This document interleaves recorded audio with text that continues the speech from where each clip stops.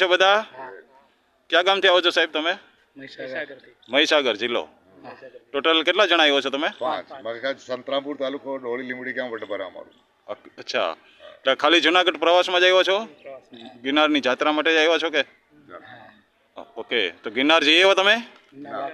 બાકી છે, તો આજે જઈ આવશો? સવારે. હા, તો ગિરનારની યાત્રા કરવી જ જોઈએ દાદા. જેટલા અહીં આવે ને અહીં આપણે ડાયરેક્ટ મોક્ષ મળે છે, એટલા માટે આ ગિરનાર પ્રખ્યાત છે. તો તમને લોકોને પેલા ગેટેથી હું સમજાવતો લઈ ગયેલો. પેલા આપણે બે ભાઈઓને વાત થઈ હતી કે ગાઈડ લઈ લેજો, તમે કે ના ગાઈડ નથી જતા. પાછળથી તમે પાછા આપણે ગાઈડ હાયર કર્યા ને.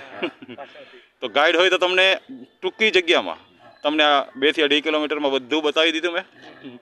પહેલી જગ્યા બે ભાણેજે ગેટ ખોલ્યા, ત્યાંથી શરૂઆત કરી હતી મેં. પછી નીલમ માણેક તોપ એ પણ જોઈ ને તમે.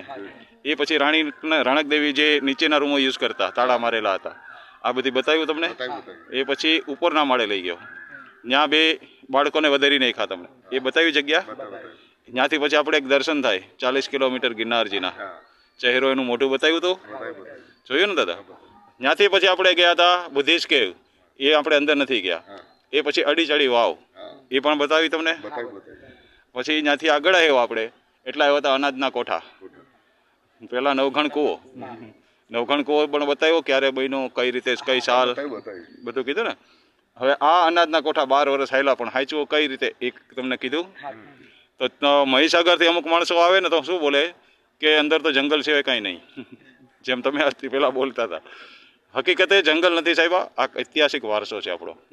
એટલે ગાઈડ હોય ને તો તમને દરેક વસ્તુની ખબર પડે. ગાઈડ વગર તો તમે અત્યારે ક્યાંય નીકળી ગયા હોત હાલીને. તો ગાઈડ જરૂરી છે કે નથી સાહેબ? જરૂરી છે ને સાહેબ ગાઈડ. હા, તો ગાઈડ હોય તો બધા જોઈ શકે. તો અહીંથી તમે બધા ખુશ થઈને જાઓ છો ને? ઓકે, બધાનો આભાર. જય ગિરનારી.